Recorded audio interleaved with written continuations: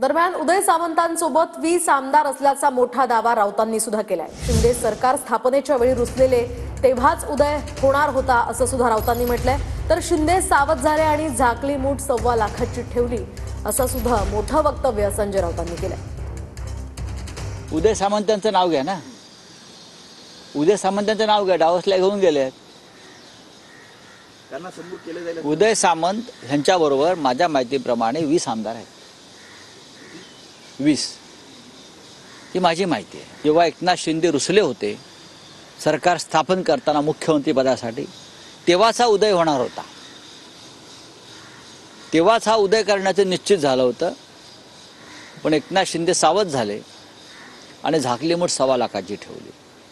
हे सगळे पक्ष फोडतील महाराष्ट्रातले, शिंदे गटही फोडतील, अजित पवार गटही फोडतील।